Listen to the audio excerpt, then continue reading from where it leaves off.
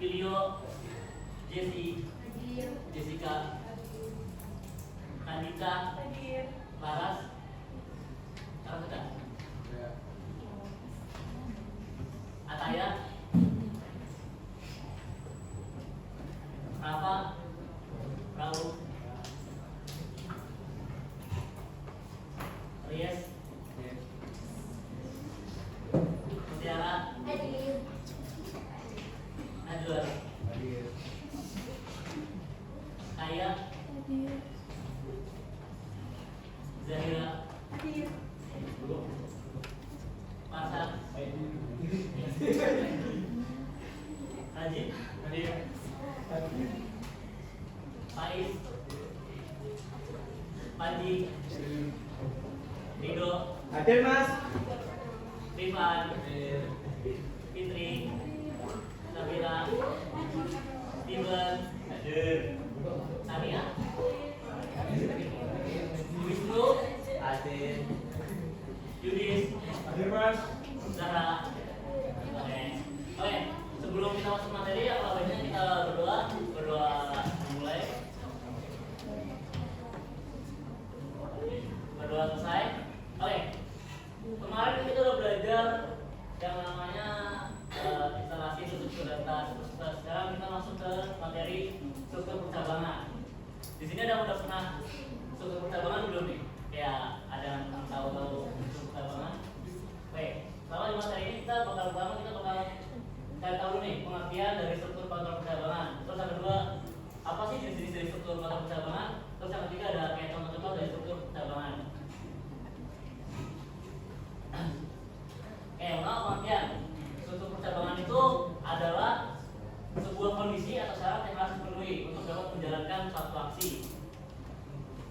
Kayak contohnya misalkan nilai kalian bagus, biasanya kan kalau nilai bagus kan lulus ujian, nah kayak gitu. Yang pertama ini ada struktur percabangan. Kita bakal belajar 3. Yang pertama ada if else, habis itu ada if else if. Apa sih dari 3 ini? Coba yang pertama kita mulai masuk. Yang pertama adalah untuk if. If itu adalah untuk menjalankan kondisi tertentu. Hanya jika kondisi yang diberikan itu bernilai benar. Atau bisa dibilang bernilai satu kondisi. Kayak misalkan kamu lulus ujian, nilainya nilai area nilainya 75 itu kan sesuai dengan area, berarti kan masih lulus. Nah, terus ada lagi nih yang nilainya 65, nah itu nanti dia nggak bakal keluar. Jadi karena if itu hanya cuma buat satu kondisi. Oke, selanjutnya nah ini yang tadi aku bilang. Jadi if-nya cuma satu kondisi. Kayak misalkan ini contohnya if angka 10. Nah, dia keluarnya adalah angka lebih besar dari 10. Jadi kalau misalkan kita tulisnya 8, maka nggak bakal keluar nih dari tulisan dari outnya angka lebih besarnya. Jadi ibaratnya if itu cuma satu kondisi. Kalau selanjutnya, nah beda sama if else. If else ini adalah untuk memilih 2 jalur yang dieksekusi. Satu jika kondisi benar dan yang lain jika kondisi salah. Ibaratnya kayak mungkin boleh contohnya. Contohnya kayak gini. Kan pernah tadi pertama if itu dia angka 10. Kurang dari 10 itu kan angka lebih besar dari 10. Nah, di sini ada else. Else itu kayak kondisi keduanya. Jadi kalau misalkan kondisi salah, misalkan di bawah angka 10, maka dia akan keluar kondisi keduanya itu angka 10 kurang dari angka 10 atau kurang gitu. Atau bisa kalau misalkan di kehidupan sehari-hari itu misalkan kalian dapat nilai bagus nih. Dapat nilai bagus kan misalkan dari orang tua kalian, berarti kalau nilai kalian bagus jalan-jalan. Nah, kalau misalkan nilai kalian jelek berarti kan remedial kayak gitu misalkan. Jadi ada 2 kondisi. Oke, nanti ada yang ini ada if else if. If else if itu adalah untuk memeriksa beberapa kondisi secara berurutan dan mengeksekusinya pada sesuai dengan kondisi pertama kali ketika bernilai benar. Oke, ini contohnya. Contohnya gini. Misalkan berat badannya 60. Kayak if pertama itu pasti kayak kondisi pertama tuh tulis benar kan. Jadi berat badan di atas rata-rata. Misalkan kalau misalkan kita naruhnya 70 atau 75 itu berarti kan tulisannya bakal ada di atas rata-rata. Nah, kalau misalkan kita naruhnya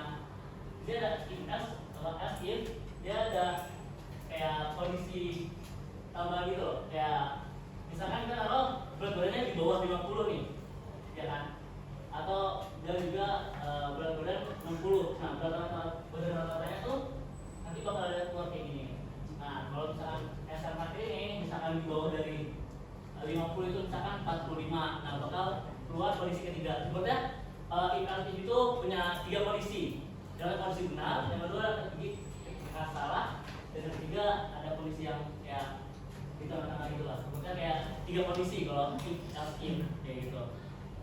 Oke, next.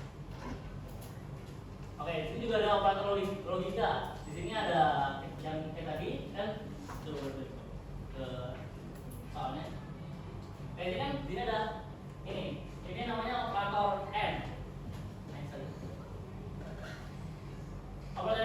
Operator AND itu untuk menghasilkan true jika kedua orang itu true, yang antara true dan false, hasilnya bakal jadi false gitu.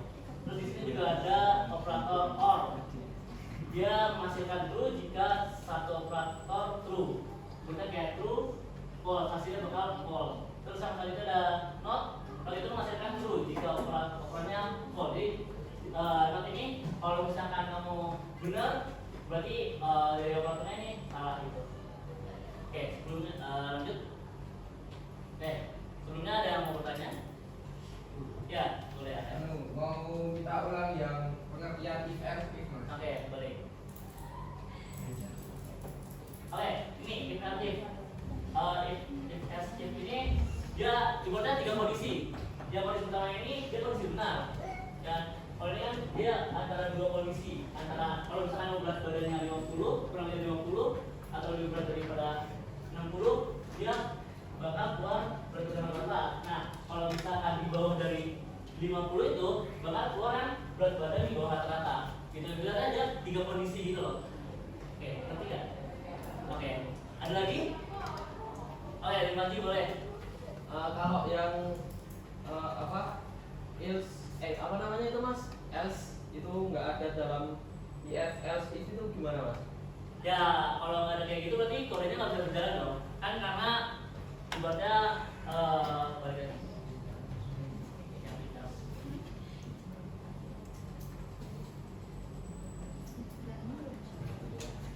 Nah, jadi jika ini nggak ada else, maka itu kodenya nggak bakal bisa jalan.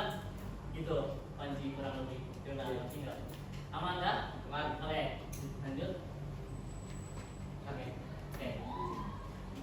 Dikat dulu Bil. Dikat dulu. Itu pastinya nggak sih Bil? Oke, setelah kita belajar if else, if sama if, kita bakal langsung ke tugas LKPD dan quiz yang udah aku kasih di Google Classroom.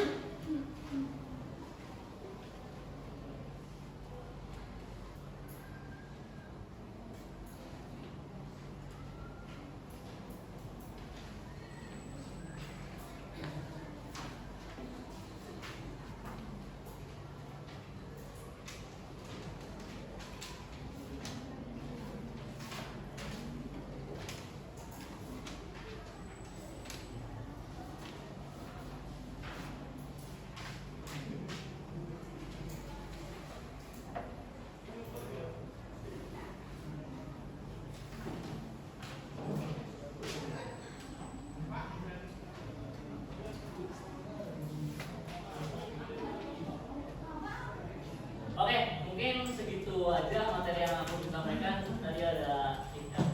Jadi kesimpulan hari ini apa? Kita belajar pertama apa? Pertambangannya? If. Terus ada apa lagi? If else. Sama ada if else. If itu buat berapa kondisi? Oke. Kalau if else? If else if?